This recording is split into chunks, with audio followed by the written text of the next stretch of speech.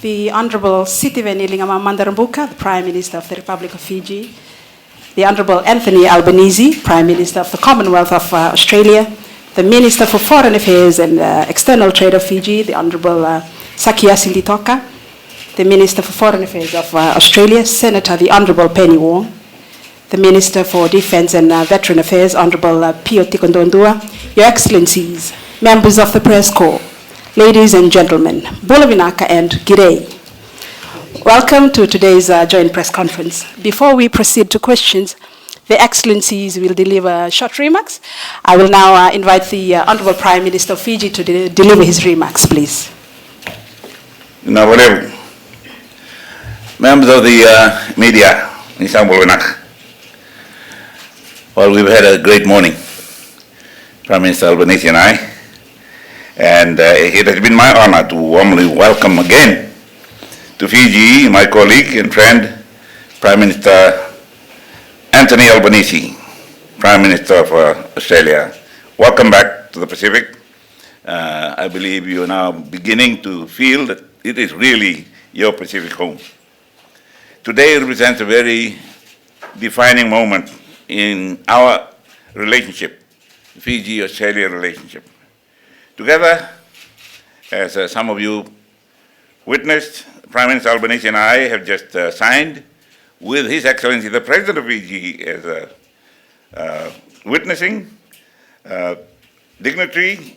He signed our treaty, the Huvale Treaty and the Ocean of Peace Alliance, the Sitiveni, mutual security, it's brotherly or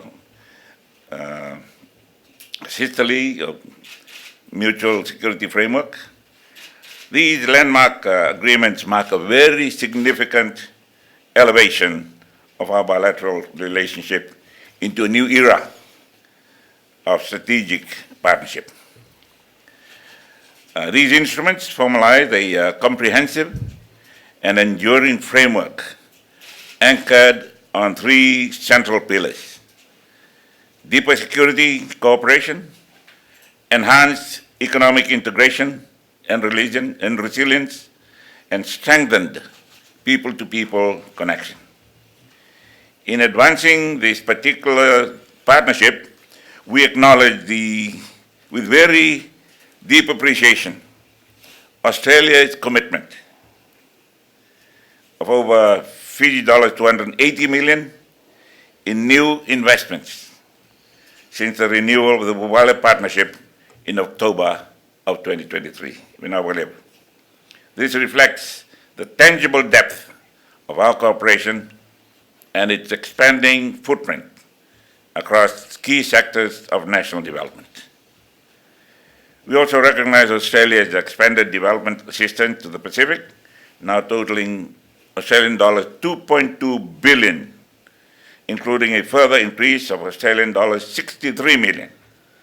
This is a clear affirmation of Australia's sustained commitment to the stability, resilience, and prosperity of the Blue Pacific region at a time of global uncertainty. These treaties reflect our shared understanding of the evolving and interconnected challenges that are facing our region.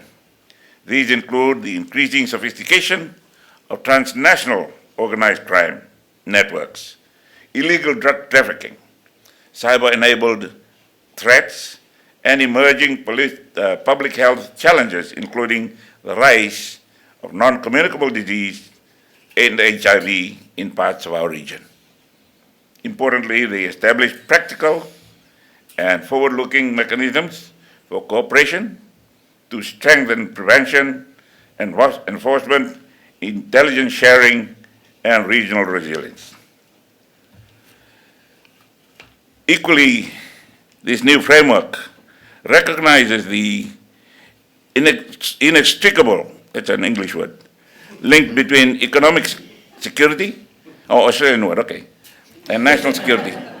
It provides a renewed emphasis on cooperation in areas critical to Fiji's long-term development, including circular labor mobility, transport and logistics systems, energy transition, digital transformation, cybersecurity, and the protection of very important, even critical infrastructure.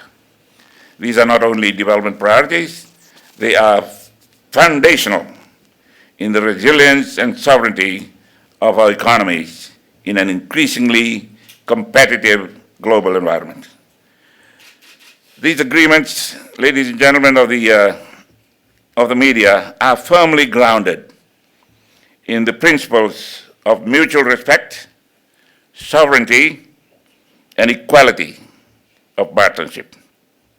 They reaffirm Fiji and Australia as trusted partners working together not only for bilateral benefits, but as contributors to a more stable, peaceful, and resilient Blue Pacific continent. In this regard, I commend Prime Minister Albanese for Australia's continued support and leadership, and the leaders' appeal for global peace. I thank him very much, being one of the first to come up and support Fiji's call and the Pacific call for an understanding of the Pacific Ocean of peace, and continuing that and spreading it on, calling other leaders to appeal for global peace. The Pacific must continue to assert its role as a principled voice for dialogue, diplomacy, and respect for international law in an increasingly fragmented global order. But we're hopeful, we're still hopeful that it'll come together. Today's outcomes also give practical expression to our shared commitment to a rules-based international order and advance the Pacific-led vision of an ocean of peace. This is a vision that places the Pacific not at the periphery of global affairs, but at the center of shaping norms of cooperation, peace, and collective security. The Fijian media don't normally get these long statements from me, but bear with me. Climate change remains a defining challenge for our time.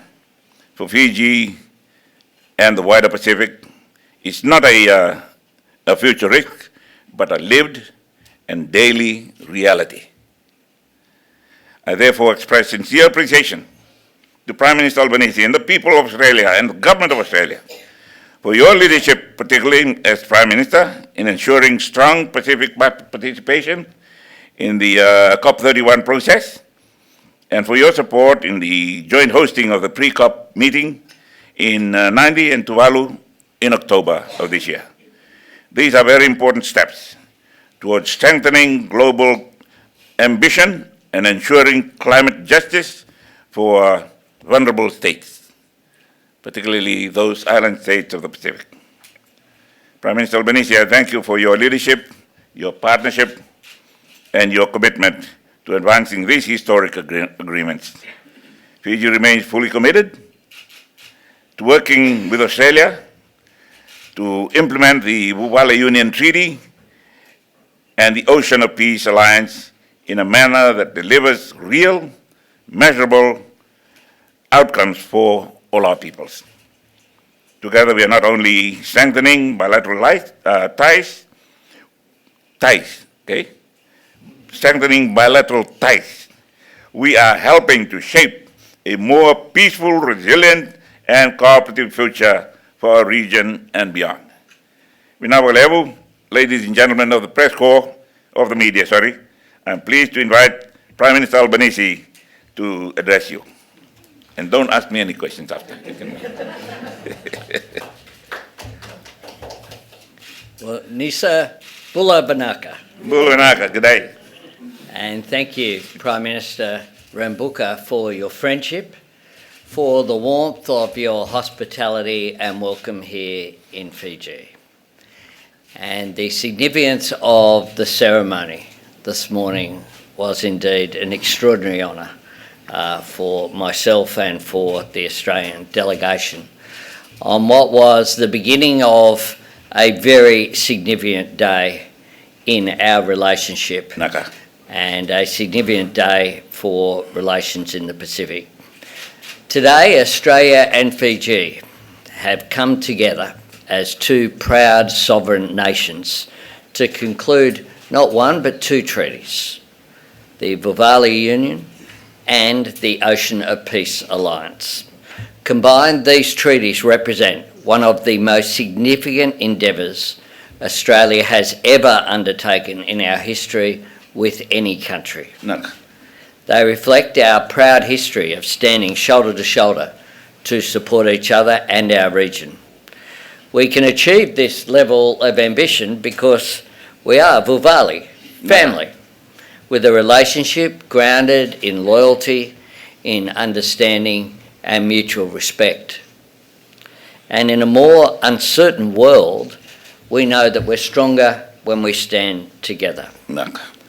The Pacific Islands Forum called on members to act on your vision of the Ocean of Peace Declaration, a declaration that you spearheaded and then saw through to fruition at the Pacific Island Forum meeting last year. As regional leaders, we take seriously our responsibility to strengthen sovereignty, peace and stability in our region and have answered that call. Australia was honoured when Prime Minister Rabuka proposed the Ocean of Peace Alliance. This is Fiji's first alliance and Australia's fourth, following on from, in 1951, the alliance with the United States and New Zealand, and then the alliance agreement reached with Papua New Guinea just last year that will come into force in 2 days' time. The significance of this agreement cannot be underestimated for what it means for our two great nations, and we are both stronger because of it. The Ocean of Peace Alliance introduces a mutual defence obligation, and there's no higher obligation than to come to each other's aid at a time of need. The Fiji-Australia-Vuvali Union is a comprehensive treaty that sets out ambitious commitments across the breadth of our bilateral relationship, a relationship between our people, first and foremost, but a relationship involving education, health, infrastructure, and the full suite of security relations as well. It's backed by investment of over $1 billion over a decade and is designed to support the interests of our two countries, as well as our Pacific family. It commits us to combat transnational crime, to work together on health issues like HIV, to address the impact of climate change, and to build the infrastructure like ports that will further connect our region. The Fijian people generously bestowed the word Vuvali on our union. Naka. And I also want to acknowledge the Yolngu people who've generously offered us the word Bukmak for the treaty. This means everyone and conveys the sense of unity and collective purposes that these endeavours are all about. These treaties will set us up in the coming decades to tackle the major challenges that we face together. That will connect our region and bring our people and cultures closer together as well. And I want to acknowledge all who've worked, including the Foreign Minister, Defence Minister Richard Marles, Defence Industry Minister and Pacific Island Affairs Minister Pat Conroy, and their Fijian counterparts for their hard work on this alliance and treaty. Today we also spoke about the importance of Pacific-led regional architecture and the pre-COP meeting that will be held in Fiji from the 5th to 8th of October, alongside a special leaders event in Tuvalu. I also want to acknowledge my deep honour in being appointed an honorary companion of the Order of Fiji earlier today. I am indeed humbled by accepting this and accepted on behalf of Australia as well. No. It underlines the importance of the friendship and relationship that we have. It is an enormous honour to be here in Fiji today with Prime Minister Rabuka on what is a historic day. It is extraordinary that we've been able as well to negotiate all of this in a discreet way and to be able to have this genuine announcement is quite extraordinary. It says something about the trust and the way that we work together that we've been able to do that. Vanaka Vakalebu. I thank you, Honourable Prime Minister. Ladies and gentlemen of the media, I will now open the floor for questions, but please be advised the Honourable Prime Ministers will take turns in responding to the questions that will be asked this afternoon. They will answer 3 questions each, and I respectfully ask Ms. Ivana Tara of the Fiji Sun to ask the first question, please. Vinavalevu, congratulations to the both Prime Ministers for the agreement today.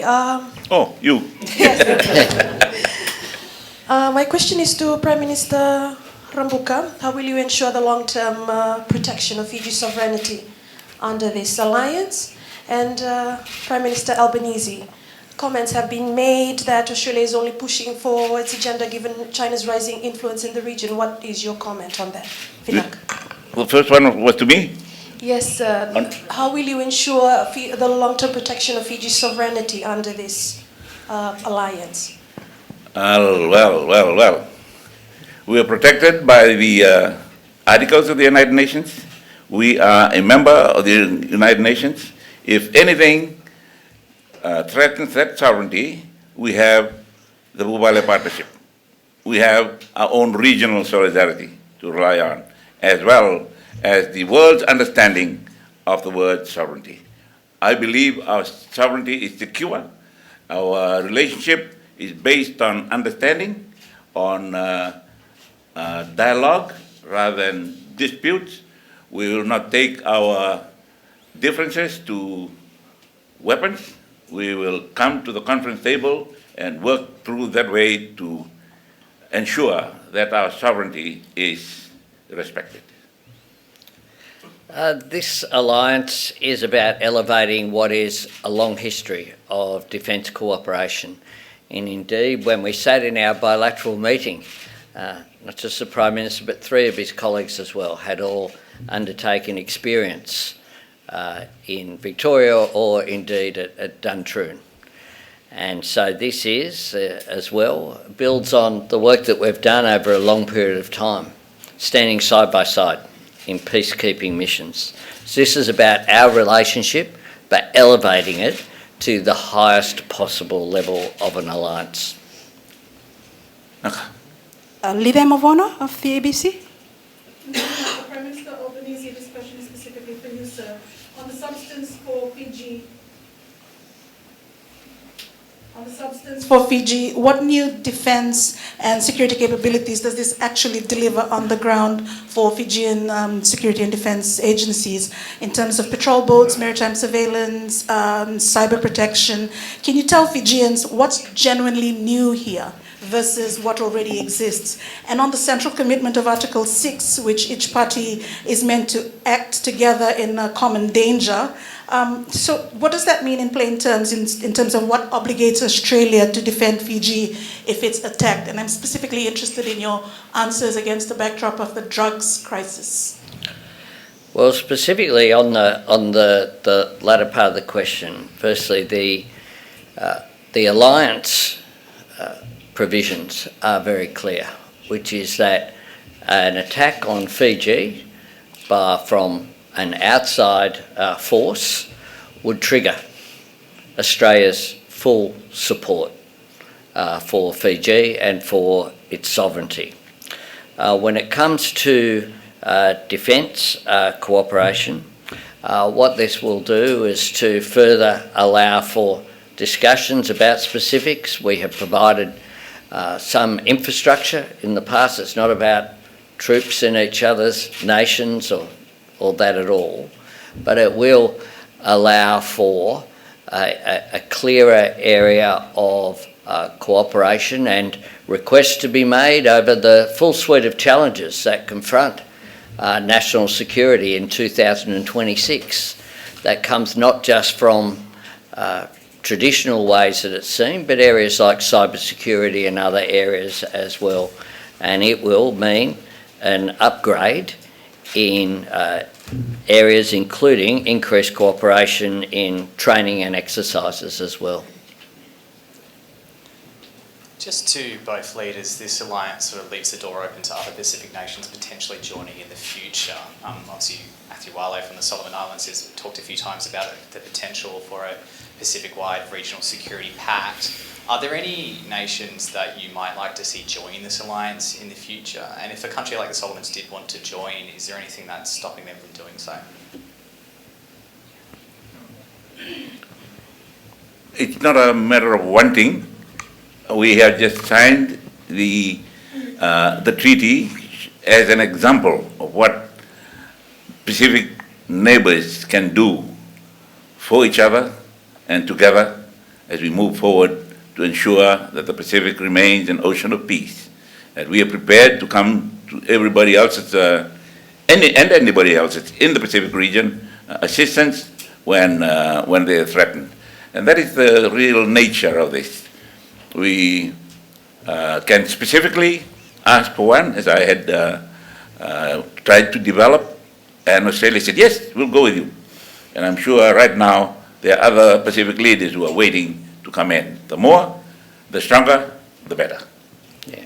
We have said very clearly that when it comes to security issues, the Pacific family need to look after our own security. We've made that clear across the board, and the Bilvali Agreement is certainly a part of that, but we have said that we want to be as well the security partner of choice within our family. So that has a range of aspects, including the Pacific Policing Initiative that has been very successful. An alliance, though, is something at a very different level. It's something that was proposed by Prime Minister Rabuka, and we were happy to agree because of the history and the relationship that we have with Fiji, which is very, very special. It's a bilateral alliance that is a different level from the discussions that normally take place about regional security and those elements as well. Those of you who were at the Fijian ceremonies this morning, those sponsoring the newspapers in the vernacular and news items in the vernacular, you might like to translate the words of the Meke. The introduction of the Sea, when the performers sat with the group, talks about King George calling the colonies to war, and the chiefs encouraging the young men, go, but come back with your weapons. There may be other battles in the future. And then that was in this morning's lead up to the Meke. Bring your weapons back. Thank you, Prime Ministers. Ben Packham from the Australian newspaper. To Mr Albanese, will you now consider increasing Australia's defence spending beyond what has already been done, considering that you have effectively doubled the number of alliances that Australia has within the course of a year? And Prime Minister Rabuka, has there been any discussion as part of these negotiations about Fijians serving in the Australian Defence Force, and would you welcome that? We've just had a budget, and that budget had an additional, from memory, if I think I'll get this right, $54 billion of additional spending. We have increased spending, but importantly, we've increased effectiveness. You can't defend your country or any other country with a media release. What you defend it with is assets. And that is what I think we have very effectively done. There's more to do. And that is why we've made difficult decisions. Even in a budget that had $64 billion of savings, we provided for the increased defence expenditure.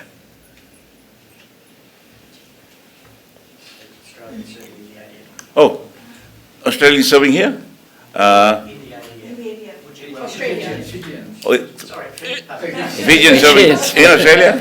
Well, you note that I had mentioned in one of the earlier news conferences, interoperability and our ability, our desire to get the forces and the personnel to be able to operate cooperatively with each other. And that is all part of being ready for whatever comes our way. Prime Minister Albanese mentioned the one they signed in the 1950s, and this one is a new one, the newest one, the only one for Fiji so far. And hopefully it will give us the strength, the moral courage to say to the world, we are here, we are ready, we will do our role, we'll play our role to maintain security in the region. Hopefully it will spread to the rest. But if in the God forbidden instance where we are actually militarily threatened, we rely on the United Nations and our regional partners as well as our Commonwealth partners. So these agreements matter. And we are very, very appreciative of the allocation of funds from Australia. Here in Fiji, we don't see much of saving to give to somebody else. We save to keep others going. And when the budget came down last week, that was the reality of it. When you decide to look after others, your own people will have to sacrifice.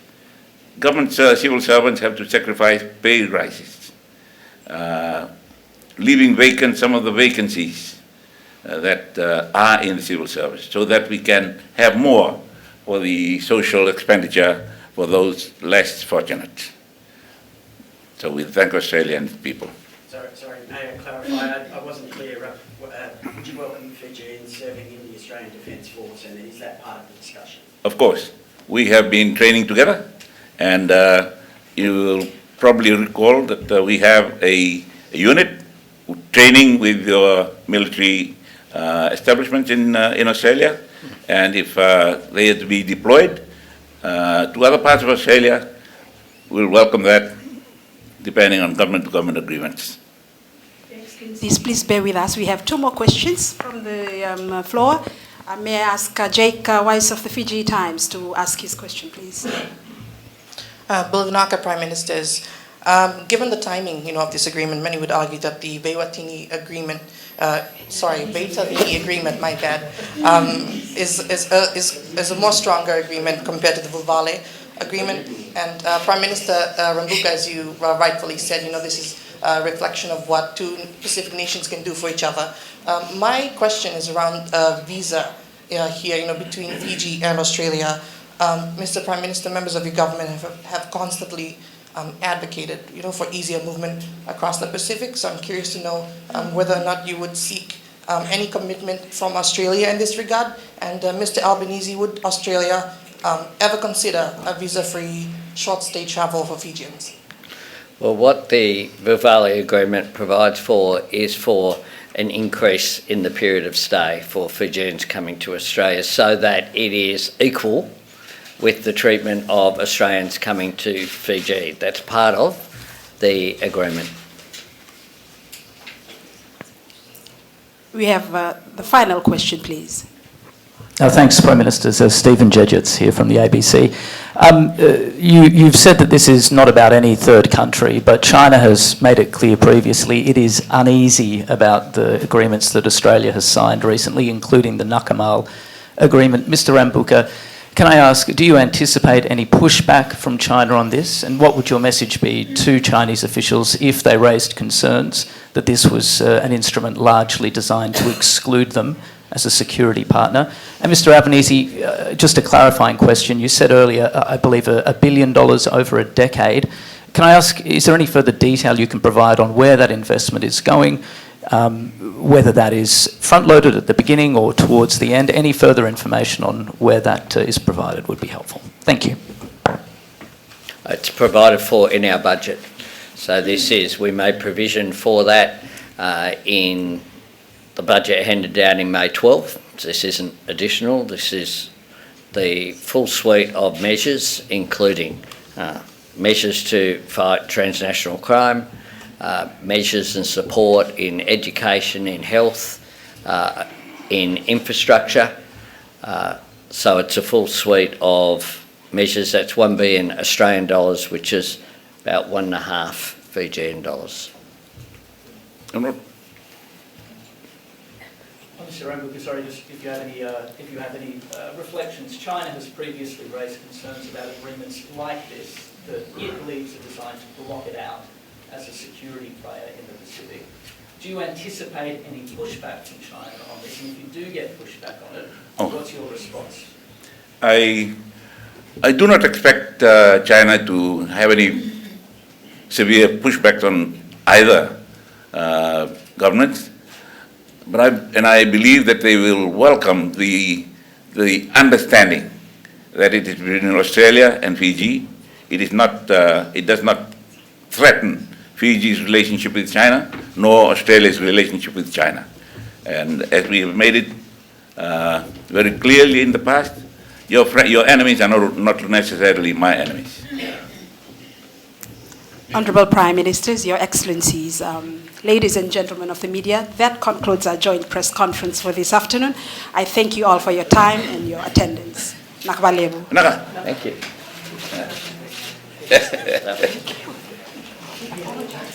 We're convening to lunch. Excellent.